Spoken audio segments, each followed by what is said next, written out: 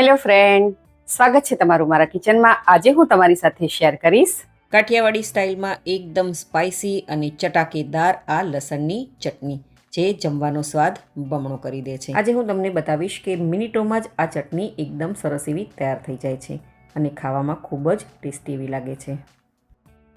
તો ચાલો રેસીપી શરૂ કરીએ. ચટાકેદાર આ લસણની ચટણી બનાવવા માટે મેં અહીં 25થી 30 કળી લસણની લીધી છે. તેને મેં સરસ એવી ફોલી અને તૈયાર કરી લીધી છે. હવે તેને આપણે ખાયણી દસ્તામાં એડ કરીશું અને તેને આવી રીતે ખાંડી લઈશું, એટલે કે વાટી લઈશું. અહીં તમે આ પ્રોસેસ મિક્સર જારમાં પણ કરી શકો છો, પરંતુ આવી રીતે લસણને ખાંડીને તૈયાર કરશું તો તેનો ટેસ્ટ બમણો થઈ જશે. તો તમે જોઈ શકો છો કે લસણ સરસ એવું આપણું ખંડાઈ ગયું છે. આ પ્રોસેસ કરવામાં થોડી વાર લાગે છે, પરંતુ ચટણીનો ટેસ્ટ બહુ સરસ એવો આવે છે. તો તમે જોઈ શકો છો કે લસણ સરસ એવું આપણું વટાઈ ગયું છે. હવે આ લસણને આપણે એક બાઉલમાં કાઢી લઈએ. અચ્છા, તમને લસણની ચટણી કેટલી ક્વોન્ટિટીમાં બનાવી છે તે પ્રમાણે તમારે આ લસણને વાટવાનું રહેશે. તો અહીં જો લસણ સરસ એવું મેં બધું બાઉલમાં કાઢી લીધું છે. હવે અડધી નાની ચમચી જેટલું હળદર પાવડર, 1 મોટી ચમચી જેટલું ધાણા જીરું પાવડર, 1 મોટી ચમચી જેટલું લાલ મરચું પાવડર એડ કરીશું. તેની સાથે 1 મોટી ચમચી જેટલું આપણે કાશ્મીરી લાલ મરચું પાવડર એડ કરીશું. સ્વાદ પ્રમાણે મીઠું, ત્યારબાદ 1 મોટી ચમચી જેટલો લીંબુનો રસ એડ કરીશું. હવે અહીં અડધો કપ જેટલું પાણી એડ કરીશું. પાણી અહીં મેં નોર્મલ જ લીધું છે. હવે બધી જ વસ્તુને સારી રીતે આપણે મિક્સ કરી લઈએ, તેથી જે મસાલા આપણે એડ કર્યા છે તે લસણમાં સારી રીતે મિક્સ થઈ જાય અને કલર પણ સરસ એવો આવે.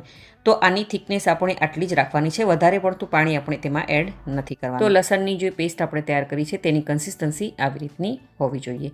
તો હવે આપણે આ બાઉલને સાઈડમાં રાખી દઈશું અને મીડિયમ ગેસની ફ્લેમ પર આપણે એક પેન રાખીશું અને તેમાં 1/4 કપ જેટલું તેલ એડ કરીશું.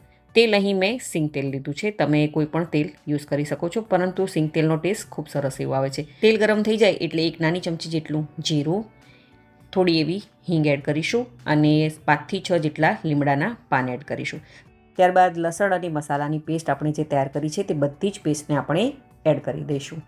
તમે આ રેસીપી કઈ સિટી, કયું સ્ટેટ અને કઈ કન્ટ્રીમાંથી જોઈ રહ્યા છો મને કમેન્ટ કરીને જરૂરથી જણાવજો. બધી જ પેસ્ટ એડ કર્યા બાદ આપણે મીડિયમ ગેસની ફ્લેમ પર તેને સારી રીતે સોતે કરી લેવાય.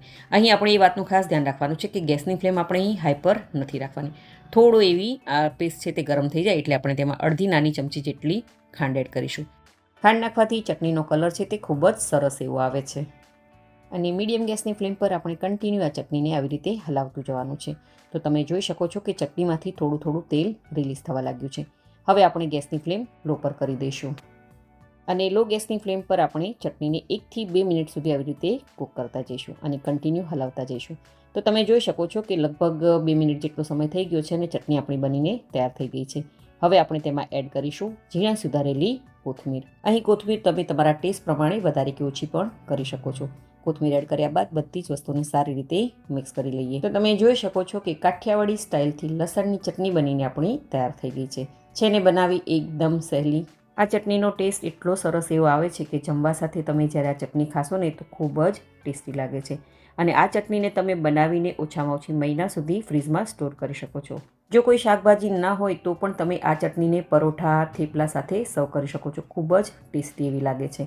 તો તમે આ રેસીપી જરૂરથી ટ્રાય કરજો. જો તમને મારી આજની આ રેસીપી ગમી હોય તો વિડીયોને લાઇક કરજો અને વધારેમાં વધારે શેર કરજો અને મારી ચેનલને જરૂરથી સબસ્ક્રાઈબ કરજો. તો ફરી મળીએ એક નવી રેસીપી સાથે.